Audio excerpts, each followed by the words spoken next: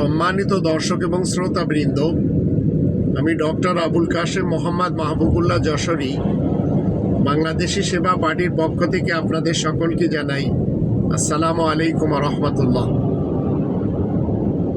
আমরা যদি একটি গ্রন্থকে মেনে চলি, যে গ্রন্থের ব্যাপারে আল্লাহ বলছেন 28 নম্বর সূরা আল কসাসের 85 নম্বর আয়াতের শুরুতে, ইন্নাল্লাযী ফারাদা আলাইকাল কোরআন, নিশ্চয় সেই সত্তা তোমার উপরে ফরজ করেছেন আল কোরআনকে।